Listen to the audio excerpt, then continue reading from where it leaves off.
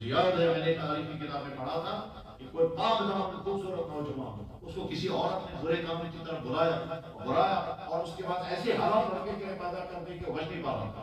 उसको समझ में आ गया कि मैं अपने आप का बचा नहीं सकता।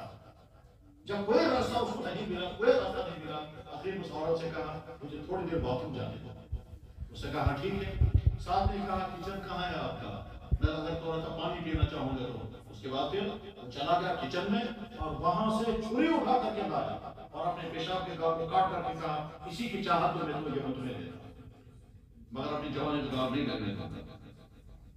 मैं तारीख में बड़ा खुद इंसान अपने आप को दाव से बचाने के लिए यहाँ तक पहुंच रहा है। हालांकि अगर वो इस्लाम से पूछता है तो इस्लाम इसकी इजाजत नहीं देता, मगर जज्बात में आपको ये भी कर।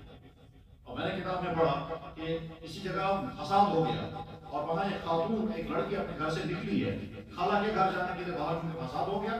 फसाद होने की वजह से वो खाला के घर जा नहीं सकती, वापस अपने घर भी नहीं जा सकती थी। वो परेशान होकर मस्जिद में पहुंच गई। मस्जिद में इमाम साहब जवान थे। उसने कहा आप यहाँ क्यों आ गई? उन्होंने कहा भाई बाहर फसाद हो रहा है, मुझे अपनी डर है, मैं घर भी नहीं जा सकती, मैं खाला के यहाँ भी नहीं जा सकती, पनाह लेने के लिए मैं यही आ गई। इमाम साहब नौजवान लड़का था। उसने कहा मेरे पास एक ही कमरा है, एक ही बिस्तर है, तो रात कहाँ होगी? उसने कहा मैं मस्जिद में बैठ के रात गुजारूंगी। मगर अब वो बेचारा शर्मिंदा हो गया, ले गया उसको अपने कमरे में, अब सुला दिया। वहां फसाद है, कर्फ्यू लगा हुआ है, तो रात में शैतान का आ गया। उस लड़के के दिल में बुरे ख्याल था। उसने बेटी से कहा आप सो जाओ। तो लड़का बैठ गया किताब लेकर के, शमा जला करके किताब पढ़ता रहा और बार बार वो अपनी उंगली शमा के ऊपर ले जाता और वापस निकालता।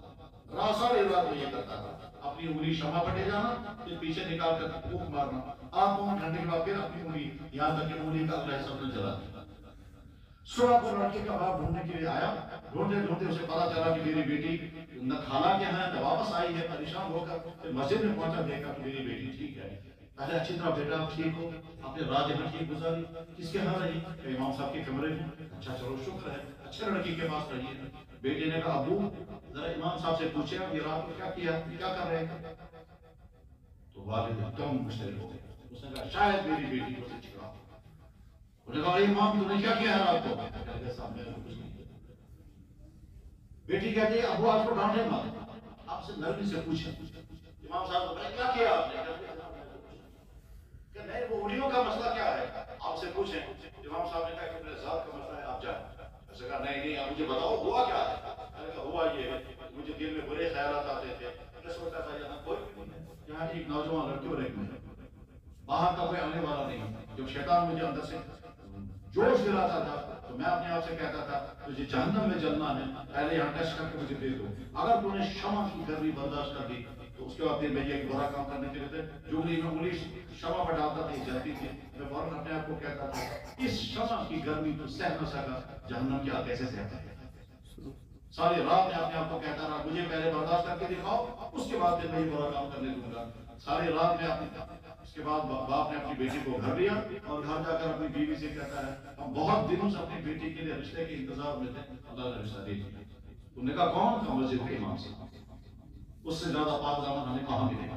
आकर के इमाम साहब से कहा जनाब हमें मालूम है कि आप यतीम हो, आपके वालिदा ने दूसरा निकाह किया है और तुम दीनी तालीम पढ़ रहे थे, तो पढ़ न सके, मस्जिद के इमाम बन गए, अल्लाह ने तुम्हारा सारा इंतजाम कर दिया। हमारी एक ही बेटी है, घर भी तुम्हारा, बीवी भी तुम्हारी, फैक्ट्री भी तुम्हारी, आज के बाद तो इमामत भी तुम्हारी।